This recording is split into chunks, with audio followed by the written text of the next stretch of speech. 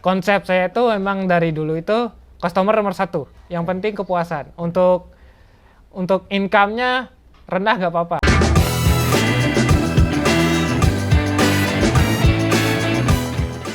Halo Sobat Kartu Prakerja, selamat datang di video podcast Kartu Prakerja. Dan untuk kalian yang baru pertama kali mampir ke video ini, program Kartu Prakerja adalah program peningkatan kompetensi untuk angkatan kerja di Indonesia. Karena kita percaya bahwa setiap orang itu berhak punya kesempatan untuk meningkatkan kompetensi supaya punya daya saing yang menarik di dalam dunia kerja ke depannya. Dan di video podcast ini kita akan belajar sama-sama mengenai pengalaman hidup dari sobat-sobat Kartu Prakerja dan juga bagaimana kita bisa belajar tentang apa yang harus kita persiapkan untuk menggapai dunia kerja ke depannya. Dan di video kali ini kita udah hadir Yoga. Hai.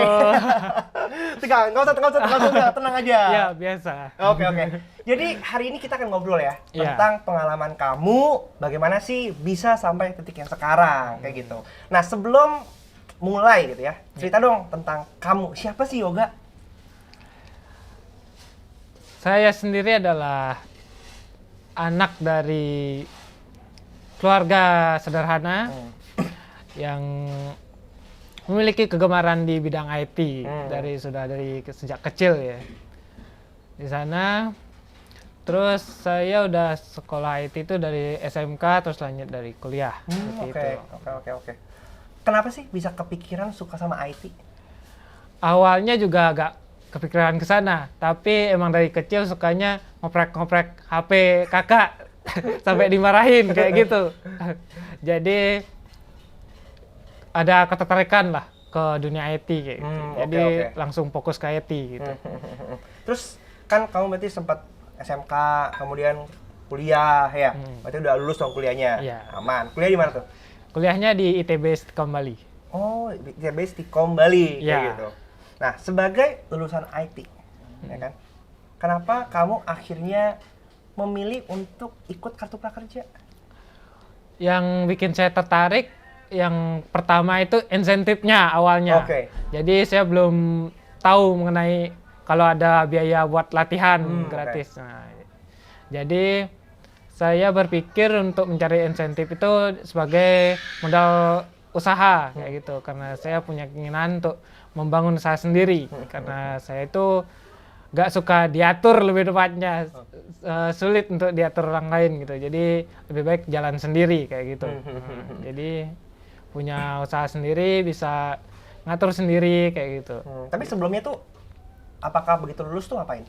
Kalau setelah lulus kuliah itu, saya masih freelance. Oh, freelance? Iya.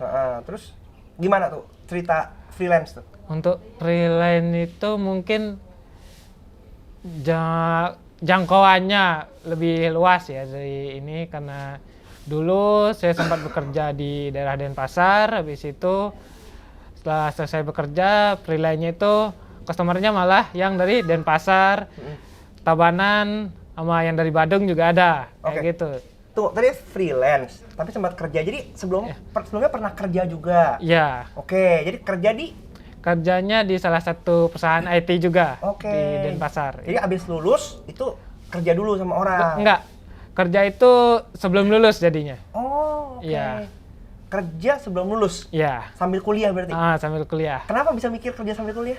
Karena biaya, kekurangan biaya. Ujung-ujungnya biaya ya? Iya. Oke. Terus gimana tuh? Kerja berapa lama berarti? Kerja itu 2 tahun. Kerja 2 tahun. Jadi resign kerja, langsung selesai skripsi, lulus, freelance. Saya lulusnya on time nggak? Enggak. Enggak? Karena cuti 2 tahun itu. Oh jadi selama kerja itu kamu cuti dulu? Iya, cuti. Oke. Jadi karena kehalangan biaya, jadi terakhir itu semester 7 itu saya tinggalin. Oke. Jadi selama 2 tahun itu kamu fokus kerja. Ngumpulin biaya untuk bisa lanjut kuliah lagi. Iya, buat biaya wisuda kayak gitu. Akhirnya kekumpul ya? Kekumpul. Puji Tuhan. Oke. Terus selama kamu freelance gitu? Iya. Apa tuh? Ada cerita apa tuh serunya freelance? Serunya freelance itu mungkin dari ketemu user, dapat jalan-jalan mungkin. Bekerja sambil jalan-jalan kayak gitu. Terus ngatur waktunya juga kita bisa sesuai keinginan gitu. Jadi gak di nunggu perintah gitu. Gak diperintah, gak ditentuin langsung waktunya kayak gitu. Jadi kita bebas ngatur waktu. Boleh sambil habis kerja itu bisa jalan-jalan kalau dekat wisata kayak gitu. Oke. Harusnya kan gini, kalau ketika kamu tadi bilang kamu udah kerja, kemudian akhirnya kamu melanjutkan untuk freelance gitu kan. Kenapa sih nggak pengen balik kerja lagi sama orang gitu? Untuk kerja lagi mungkin ada keinginan, cuma lebih fokus mungkin kayak ke rumah sakit, ke pemerintahan. Kalau kerja dulu kan kerjanya bisa dibilang kayak toko lah. Jadi ada sedikit beda konsep gitu antara bos sama kita sendiri kayak gitu. Oke. Tapi waktu dulu kan kamu cerita tadi dari kecil itu udah demen ngoprek-ngoprek gitu kan? Iya. Punya cita-cita apa sih waktu kecil?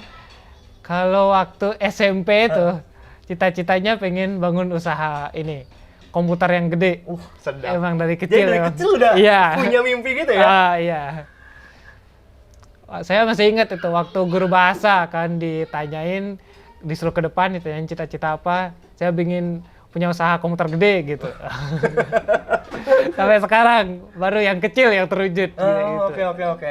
Dan usaha gitu ya. Kamu udah ngelewatin fase kerja sama orang, ya kan? Kemudian udah ngelewatin fase freelance, ya kan? Kemudian sekarang udah usaha sendiri, ya kan? Apa sih yang bikin beda?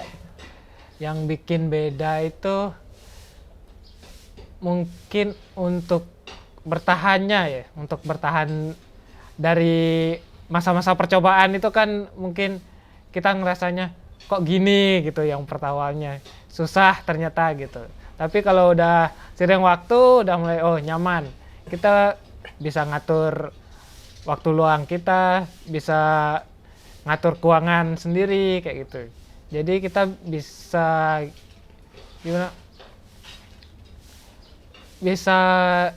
untuk punya aturan sendiri lah kayak gitu untuk menjalani usaha kayak gitu. Jadi nggak terikat sama orang, kita bisa nentuin konsep kita kayak gimana kayak gitu.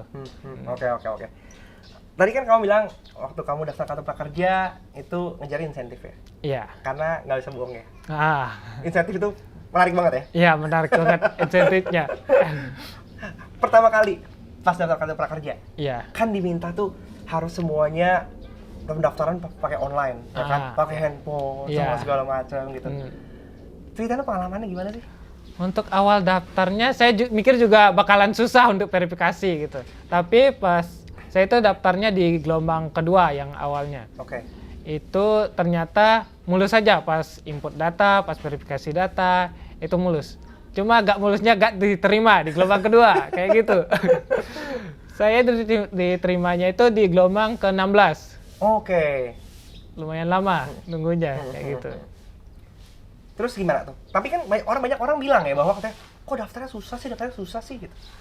Kemungkinan dari emailnya lah kayak gitu. Jadi mereka kesulitan untuk verifikasi data gitu.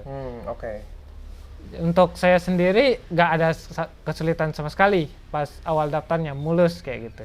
Jadi belum nemuin sih kesulitannya di mana kayak gitu. Oke. Nah setelah kamu keterima, berarti kan cukup penantian panjang tuh. 2 sampai gelombang 16. Itu kan 14 gelombang tuh kan. Apa sih yang bikin kamu tuh kayak pengen coba lagi gitu?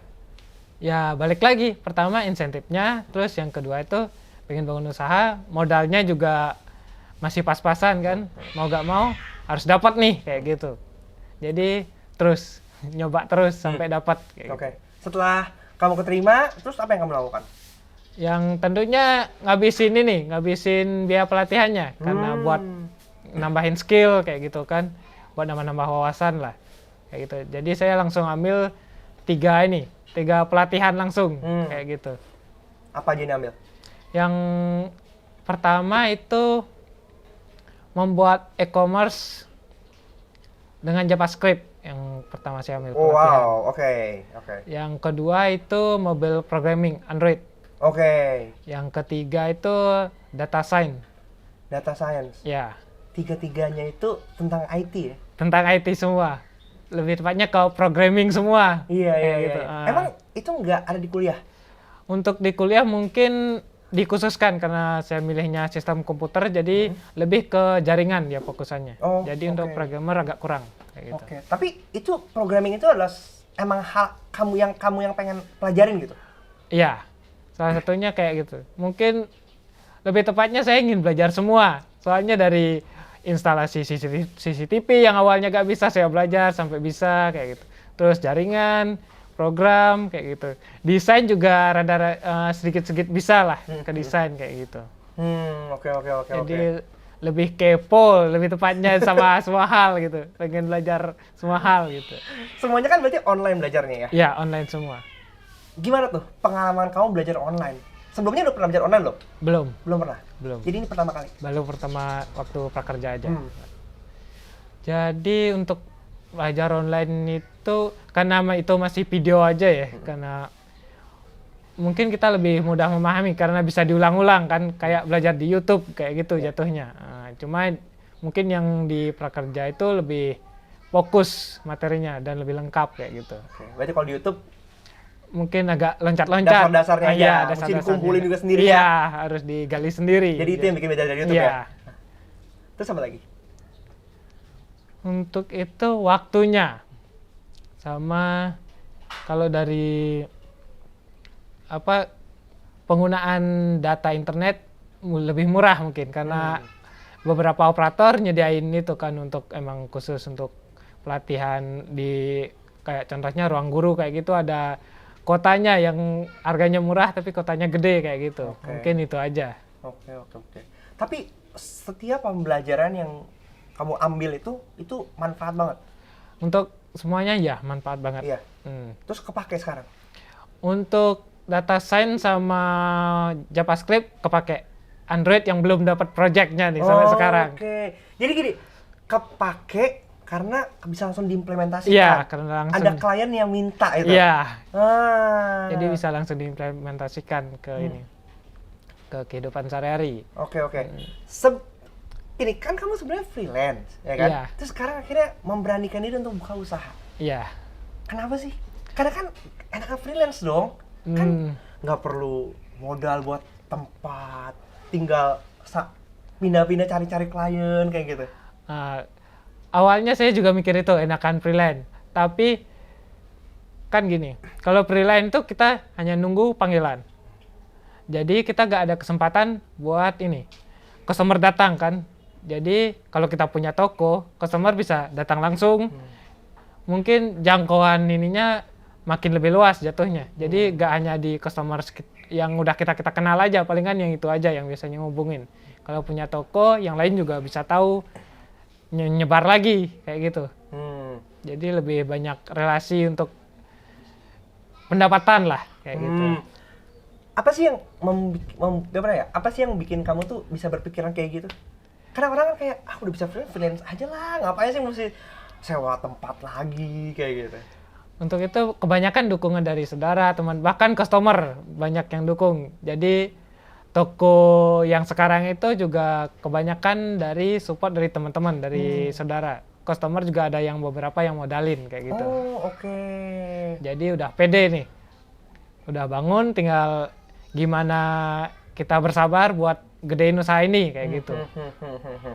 Berarti insentif itu dipakai buat apa? Insentif tuh masuk modal. Masuk semua. Modal juga. Iya, masuk modal semua. Kemudian ada dukungan lagi dari orang-orang. Oke. Menurut kamu ya, kenapa ya orang-orang itu mau gitu membantu kamu untuk mensupport gitu? Karena kan itu mereka berarti nitipin modal ke kamu kan? Iya. Untuk itu mungkin karena udah terlalu percaya, karena konsep saya itu memang dari dulu itu customer nomor satu. Yang penting kepuasan. Untuk income-nya rendah nggak apa-apa. Yang penting customer puas dulu, dia suka, otomatis dia bakalan jadi customer tetap kayak gitu. Oke. Jadi mungkin karena itu, dan saya juga gimana, udah dipercaya mau barangnya, mau servisnya, mau mungkin udah tingkah lakunya juga ya, sifatnya udah ketahuan, jadi ya mungkin customer-nya percaya, jadi mau investasi kayak gitu. Berarti kita sebagai orang gitu ya, harus butuh banget ya attitude yang baik, ya kan. Kompetensi juga dibutuhkan, ya. Kemudian apalagi gimana akhirnya bisa membangun kepercayaan. Karena pada akhirnya orang-orang di sekitar kita tuh akan melihat kita dari angle-angle tersebut. Jadi yang pertama itu harus kepercayaan customer dulu yang dicari kayak gitu. Kan banyak ini tuh penjual-penjual yang mungkin hanya memikirkan keuntungan kayak gitu. Jadi customernya, oh ini bagus, padahal nggak begitu bagus kayak gitu. Kalau saya jualannya, saya bilang ini harganya segini, kekurangannya ini, kalau udah siap silakan ambil. Kalau nggak mending tambah sedikit dapat barang yang lebih bagus kayak gitu. Oke. Jadi itu penting banget tuh, bahwa ketika kita mau usaha yang diberikan tuh satu value dulu. Ya kan? Untung tuh pasti ngikutin belakangan ya. Kita harus berpikir gimana caranya nih membangun usaha itu adalah sebuah investasi kita juga ya. Investasi ke customer kita kayak gitu. Nah, di usaha kamu ini apa yang sebenarnya kamu tawarkan? Banyak, dari servis kayak laptop, komputer, printer, jaringan kadang juga saya nerima ini, terus instalasi CCTV, terus ada jaringan juga, terus ada program, pembuatan program. Untuk sementara mungkin di web sama di desktop aja, Android karena belum begitu fokus ke sana. Terus ada ini juga, maintenance juga. Jadi ke perusahaan-perusahaan ya. Ke perusahaan? Iya, biasanya ke BPR kayak gitu biasanya. Oke. Nah, kenapa kamu bisa kepikiran untuk bangun usaha itu di sini? Apakah memang sekeliling udah memang banyak calon-calon kliennya, atau gimana tuh? Karena kan ini kan daerahnya kan mungkin kalau lebih di kota, orang lebih melek teknologi kan? Untuk itu mungkin lokasinya lebih strategis, terus pesaingnya juga nggak ada, bahkan bisa dibilang nggak ada pesaing sama sekali dari daerah sini. Terus dari customer juga yang di luar udah punya customer tetap kan dari Priline itu. Jadi di sini belum terkenal kayak gitu. Jadi bangun di sini terkenal, jangkauannya makin luas jauhnya. Kayak gitu. Good mindset. Ya. Jadi kalau udah punya lingkungan yang customer udah di dalam kota-kota nih, kita perlebar gitu ya? Iya, perlebar ke desa kayak gitu, ke tempat terpencil.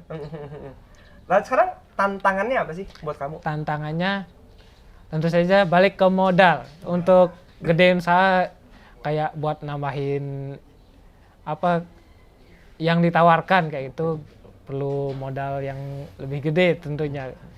Terus buat nyari tempat yang mungkin lebih luas buat ininya, biar bisa kita langsung produk itu langsung semua ada di toko kayak gitu. Jadi nggak pre-order. Untuk sekarang kan masih pre-order biasanya untuk yang harganya tinggi kayak gitu. Oke. Terus dari sisi manajemen gitu? Manajemen mungkin di pajak kayak gitu ya. Di pajak masih keteteran. Harus belajar lagi kayak gitu. Memang tantangannya gitu ya? Iya. Kalau usaha sendiri berarti semuanya tuh harus dipahamin. Iya, kalau masih sendiri harus ngitungin pajak, keuangan lah untuk ininya, untuk masalah barang kan karena udah terbiasa itu. Masalahnya sekarang dipajak aja nih. Nah, buat sobat-sobat yang juga pengen bikin usaha, ini adalah satu catatan penting ya, bahwa menjadi pengusaha itu bukan cuma sekedar jualan, tapi harus paham berbagai macam sistem yang ada di dalam bisnis kamu supaya semuanya itu bisa lancar. Nah, sekarang menurut kamu ya, sebagai alumni Kartu Prakerja dari gelombang 16, sekarang kita di video ini dibuat udah di 35 nih gitu ya. Berdasarkan pengalaman kamu, sebenarnya lebih penting mana sih? Sekarang pelatihannya atau insentifnya?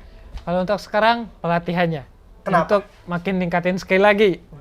Makin banyak skill, makin banyak bisa yang ditawarin ke customer kayak gitu. Kalau insentif? Insentif mungkin butuh kalau ada tambahan modal kayak gitu. Tapi yang paling penting adalah pelatihannya. Pelatihannya ya. Karena dengan pelatihan sebenarnya kita bisa menambah skill kita dan kita bisa akhirnya mendapatkan budget yang lebih besar daripada insentif. Iya. Oke, pertanyaan terakhir.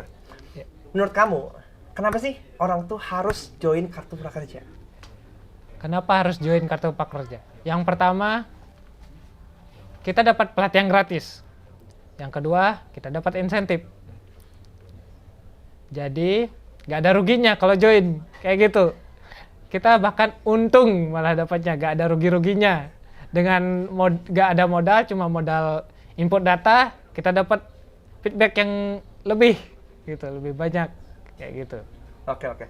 Nah, sebelum itu kamu udah familiar nggak dengan bank, dengan e-wallet kayak gitu? Untuk lebih familiarnya ke e-wallet sih. E-wallet ya? Iya. Kalau ke bank belum terlalu. Oke. Kenapa belum terlalu familiar sama bank? Karena rata-rata e-wallet lebih gampang sih jatuhnya.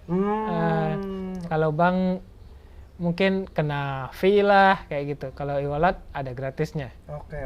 Kalau kamu pakai apa? E-wallet apa? Hampir semua. Hampir semua ada? Iya. Dari Dana, GoPay itu pakai semua. Oppo juga pakai. Oke. Tadi kan saya lihat di toko kan ada kris ya? Iya. Jadi gimana tuh? Untuk krisnya sendiri itu sangat membantu ya dalam media pembayaran, terutama untuk selama ini kan mungkin cash, terus yang project-project mungkin beberapa transfer ke GoPay biasanya kayak gitu. Dengan adanya kris ini lebih variatif pembayarnya, bisa tinggal scan langsung kayak gitu. Mantap. Dia buat kamu juga lebih gampang. Iya. Untuk nge-tracknya juga lebih gampang ya. Iya, Karena kan ada lihat langsung di online, kemudian si ini. Iya. Jadi untuk cash flow-nya, untuk accounting-nya juga lebih mudah ya. Iya, itu lebih mudah jatuhnya. Oke, thank you Yoga buat ngobrol-ngobrolnya. Yeah. Buat sobat-sobat Kartu Prakerja yang lagi ada di Bali, ya kan? Terutama di daerah Gianyar ya. Iya. Kalian bisa mampir ke toko Dwi Pas Dana Komputer. Nah, di sana kalian bisa servis alat elektronik kalian dan dibantu banget sama Yoga gitu. Jadi support juga usaha Yoga supaya bisa punya toko komputer yang lebih besar Gede lagi. Oke. Kalau kalian suka dengan video-video kali ini, kalian bisa like dan komen kira-kira kita harus kemana lagi ya. Dan jangan lupa di subscribe. Sampai jumpa di video selanjutnya. Bye-bye!